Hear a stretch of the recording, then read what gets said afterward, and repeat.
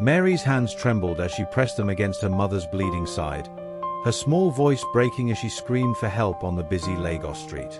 Strangers walked past, their eyes darting away. The only family she had left was slipping away, and the hospital doors, so close, were still a world she couldn't enter without money. This is not just another story. It's a journey into the raw edges of human desperation and love, one that will melt your heart, weigh on your soul, and remind you how far a child will go to save the only person she has left. And in that moment, when the world had turned its back, Mary made a choice so daring, so desperate, it would change everything. Before we dive in, I know many of you are watching from all corners of the world, brought together by a shared love for African stories. Drop a comment below and let me know where you're tuning in from. I'll be in the comments connecting with you. And if you're enjoying this kind of storytelling, a like and a subscription would truly mean a lot. In the heart of Lagos, where the city roared with restless energy, a 14-year-old girl named Mary learned early that the world was not kind to the weak. Her life had been slowly unraveling since the night her father, Kofi, was taken from them in a car accident that left nothing but grief too heavy for a child to carry. Before that devastating night, their world had been small but filled with love. Her father was a simple but hard-working man who cherished his family with every fiber of his being. They lived in a modest house in Lagos where the paint peeled and the rusted zinc roof would leak streams of rainwater during Lagos' heavy rains. The house was nothing special by most standards, but it had been home. There was always something warm to eat, a bed to rest on, and most importantly, the unwavering love of her parents. Kofi worked at a small factory across Lagos, leaving each morning in his bright blue shirt that his wife, Emma, would iron carefully the night before. He would return just as the sun began to set, always in time to tuck Mary into bed with stories of faraway places and promises of better days. During his days off, he would take Mary's small hand and lead her through the gleaming streets of Victoria Island. As they walked past the towering buildings and luxury cars, he would point to the beautiful homes and whisper, "One day, we'll have our own house here." On their way back, they would always stop to buy suya for Emma, the spicy aroma filling their small parlor as they shared the evening meal together. Those quiet evenings were Mary's most treasured memories. Her father would help her with her assignments by candlelight when the electricity failed, his patient voice guiding her through her mathematics while Emma hummed softly as she prepared their dinner. Emma ran their household with gentle efficiency, making sure their small space was always clean and welcoming, transforming their humble dwelling into a sanctuary of warmth and laughter. But one day, all that peace and joy shattered into 1,000 pieces. It was Kofi's day off, and Emma, now 4 months pregnant with their second child, had been craving the small sweet pears that the woman around the corner sold. The pregnancy had been different this time, harder on her body, and these little cravings were one of the few things that brought her comfort. "Kofi," Emma had called from where she lay resting on their small sofa, one hand resting on her growing belly. "I want some of those pears from Mama Bola." Kofi looked up from where he was mending Mary's school shoes, a task he performed with the same care he showed everything concerning his family. He groaned playfully, stretching his arms above his head in exaggerated exhaustion. "This woman will be the death of me," he said with a wide smile, his eyes twinkling with the mischief that had first made Emma fall in love with him. First it was mangoes at midnight, then bitter leaf soup at dawn, and now pears in the afternoon. Emma threw a small pillow at him, her laughter filling their tiny parlor. "Go on, you know you love spoiling us." "That I do," Kofi admitted, standing and kissing her forehead tenderly. He ruffled Mary's hair as she looked up from her coloring book. "I'll be back before you know it." Minutes after he left, their quiet afternoon was shattered by a loud crash that seemed to shake the very foundations of their small house. Emma felt her heart freeze as the familiar sounds of their neighborhood suddenly gave way to screams and frantic shouting. She struggled to her feet, her pregnant belly making every movement awkward and slow. Before she could reach the door, their neighbor, Auntie Bisi, burst in without knocking, her face streaked with tears, her wrapper askew from running. "Emma! Emma!" she cried, her voice breaking. "Kofi! Kofi is dead. A car knocked him down. The driver didn't even stop." The words hit Emma like physical blows. She stood frozen, her mind refusing to process what she was hearing. Other neighbors crowded into their small parlor, their faces grave, their voices a blur of condolences and explanations she couldn't comprehend. Without fully understanding how she moved, Emma found herself running through the dusty streets, her bare feet pounding against the warm earth. When she reached the scene, she saw him there in the middle of the road, still wearing his bright blue shirt, now stained dark with blood. Scattered around him were the small pears and roasted corn wrapped in newspaper that he had bought for her, simple gifts that would now forever remain untasted. After the funeral, the doors of both families closed on them with cruel finality. Kofi's relatives said Emma had brought nothing but misfortune, their voices cold and unforgiving as they turned their backs on the woman who had loved their son. Emma's own family claimed she had chosen her path the day she married him, as if love itself was a crime deserving punishment. Within weeks, the small one-room apartment they had rented was gone, the landlord demanding rent they could not pay. By the end of that month, Mary and Emma were sleeping under the Lagos Bridge, their few remaining belongings wrapped in a fraying bedsheet that had once covered their marriage bed. Days blurred into each other in a haze of constant hunger and fear. The sharp stench of diesel from the buses and trucks filled their nostrils day and night. The Lagos sun burned their skin by day, while the cold, damp wind from the lagoon bit them during the endless nights when footsteps in the dark made Mary clutch her mother's arm tighter, both of them too afraid to sleep deeply. They had to turn to hawking small items to survive: bottles of water, biscuits, ground nuts, small loaves of bread, anything they could carry in their tired arms. Mary learned to balance a small tray on her head, calling out prices in a voice that grew tired from the Lagos dust and heat. Sometimes they would save just barely enough to buy old and worn-out clothes from neighbors who took pity on them. Other times, when even that was beyond their reach, Mary would have to dig through garbage bins behind restaurants, searching for scraps of food. They survived for 5 months on the streets of Lagos, 5 months that aged Emma beyond her years and stole the childhood innocence from Mary's eyes. Once they had a home, warmth, and love. Now they had nothing, shut out by a world that seemed to have forgotten them entirely. It was hunger that broke the last of their strength.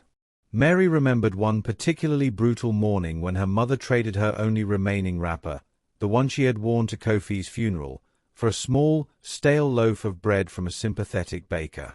They sat under their bridge and ate in complete silence, Mary pretending to be full after a few small bites so her mother could have more, her growing belly a constant reminder of the child she was carrying into this harsh world. The day Emma collapsed, the streets were unusually quiet, as if the city itself was holding its breath. They had been walking slowly toward a pharmacy, Emma hoping to find some painkillers for the constant ache in her back, when the blaring horn of a speeding car split the morning air. Mary turned just in time to see the silver sedan swerve directly toward her mother, the impact throwing Emma several meters before the car sped away without stopping. Mary's scream tore through the street, raw and desperate. She ran to where her mother lay gasping, blood seeping through the faded fabric of her dress, one trembling hand instinctively protecting her belly. Mary's mind raced as she shouted for help, her young voice competing with the noise of traffic and city life. Most people hurried past, their eyes averted, unwilling to get involved. The few who stopped looked at Emma's condition, at Mary's tear-streaked face and ragged clothes, then shook their heads and walked away. By the time a good Samaritan helped them get Emma into a taxi to the nearest hospital, she was barely conscious, her breathing shallow and labored. The smell of antiseptic and the steady beeping of machines in the lobby gave Mary a flicker of hope. Surely here, in this place of healing, someone would help them. That hope was crushed by the receptionist's cold words, "Deposit first." No deposit, no treatment. Mary's voice cracked as she pleaded, her small hands gripping the edge of the desk. "Please, my mother is dying. She's having a baby." The woman behind the desk didn't even look up from her paperwork. Rules are rules. No exceptions. Mary looked at her mother's increasingly pale face and felt something deep inside her break and reshape itself into something harder, more desperate. She didn't know where the courage came from, but she turned and ran through the hospital corridors, past startled nurses and patients, her bare feet slapping against the cold tile floors. She ran until she stopped before the largest office she had ever seen, its polished door bearing gold letters that read, "Dr. Samuel Ajani, CEO." Without hesitation, she pushed the heavy door open. The man behind the massive mahogany desk looked up from his papers, his face stern but curious. He was younger than she had expected, perhaps in his early 40s, with kind eyes that seemed at odds with his imposing presence. "Who are you?" he asked, his voice carrying the authority of someone accustomed to being obeyed. "My name is Mary," she said, breathless but determined. "My mother is dying downstairs. She is pregnant, and they won't treat her because we have no money. Please, please help us." For a long moment, silence filled the opulent office. Dr. Samuel studied the small, desperate girl before him. Her torn dress, her desperate eyes, the way she held herself with a dignity that poverty couldn't erase. Something in her reminded him of someone, though he couldn't place who. Finally, he stood, walked past her, and motioned for her to follow. His voice was low but firm when he spoke. "Show me where she is." Within minutes, Emma was being wheeled into surgery by a team of the hospital's best doctors. Dr. Samuel had given brief, decisive instructions that sent the medical staff into efficient action. Mary sat outside the operating room, knees pulled to her chest, staring at the double doors that had swallowed her mother. Hours later, Dr. Samuel was in his office reviewing patient files when a nurse burst through his door, her face flushed with urgency and panic. "Doctor," the woman from the accident, "there are serious complications with her pregnancy. She's lost too much blood and doesn't have the strength to deliver. We need you immediately." Without hesitation, Dr. Samuel dropped everything and rushed down the corridor, his footsteps echoing against the sterile walls. In the operating room, Emma lay pale and motionless, her breathing shallow. The monitors around her bed beeped frantically as the medical team worked with desperate efficiency. As Dr. Samuel scrubbed in and assessed the situation, a terrible realization began to dawn on everyone in that room. The silence that fell was deafening, broken only by the persistent beeping of machines fighting to keep both mother and child alive. "Doctor," the lead nurse whispered, "we can only save one of them. If we don't act now, we'll lose them both." The weight of that moment pressed down on Dr. Samuel like nothing he had ever experienced in his decades of medical practice. He had delivered hundreds of babies, saved countless lives, but never had he faced such an impossible choice. Time seemed to slow as he looked at Emma's peaceful face, then at the monitor showing her unborn child's struggling heartbeat. "Save the baby," came Emma's barely audible whisper, her eyes fluttering open for just a moment. "Please, save my baby." The next hour passed in a blur of surgical precision and desperate hope. Every second counted as the team worked to bring the child safely into the world while Emma's life force slowly slipped away. When the cry of a newborn finally filled the room, Dr. Samuel found himself holding a perfect, healthy baby boy. But as he looked down at this miracle of life, he could hear the steady, heartbreaking tone of the monitor that had been tracking Emma's vital signs. She had given everything she had to bring her son into the world. In those final moments, Emma's eyes found Dr. Samuel's face one last time. Her voice was barely a breath, but her words were clear. "Please, take care of them. Promise me." "I promise," he whispered back, though he wasn't sure she could still hear him. Hours later, as dawn broke over Lagos, Dr. Samuel walked slowly toward the waiting area where Mary had fallen asleep curled up in an uncomfortable plastic chair. She looked so small, so vulnerable, her tear-stained face peaceful in sleep. He stood there for several minutes, this powerful man who commanded respect in boardrooms and operating theaters, struggling to find words that could possibly make sense of what had happened. When Mary stirred and saw him approaching, her face immediately lit up with hope and excitement. "Is my brother here? Can I see him? Where is my mother? She must be so happy." Dr. Samuel knelt close, his voice gentle but strained. "Mary, you have a beautiful baby brother. He's healthy and strong, just like your mother wanted." Mary smiled, clapping her hands together. "When can I see her? I want to tell her I love her and that I'll help take care of the baby." As Dr. Samuel looked into Mary's hopeful eyes, his composure finally cracked. His voice began to break as he struggled to speak. "Mary, sweetheart, your mother, she can't see you right now." Something in his tone made Mary pause. She studied his face, noticing the tears he was trying so hard to hold back, the way his hands trembled slightly. "Where is my mother?" she asked, her voice becoming smaller, more frightened. "Please, I want to see her. Please, please, where is she?" Unable to speak, Dr. Samuel simply opened his arms and pulled Mary close to his chest, holding her tight as the terrible understanding washed over her. Mary's body went rigid for a moment before she began to sob uncontrollably. They sat there on the cold hospital floor, a successful doctor and an orphan child, both broken by loss, holding each other as they grieved for the woman who had meant everything to Mary and who had entrusted him with the most precious thing she had left. The next morning, as Dr. Samuel stood in his office looking out at the bustling city below, he made a decision that would forever change the course of his life. When Mary woke up in the hospital bed where she had spent the night beside her newborn brother, he was sitting quietly in a chair nearby. "Mary," he said softly, "I want you and your brother to come live with me.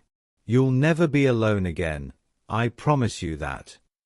Mary looked at him through eyes swollen from crying, then at the tiny baby sleeping peacefully in the hospital crib. "You want us." "More than anything," Dr. Samuel replied, and he meant every word. 2 weeks later, Mary found herself walking through the grand entrance of a mansion in Ikoyi that seemed like something from a fairy tale. The marble floors gleamed under crystal chandeliers, and every room was larger than the entire house she had shared with her parents. But despite all the luxury surrounding her, Mary felt smaller than ever. Months passed as she slowly adjusted to her new life.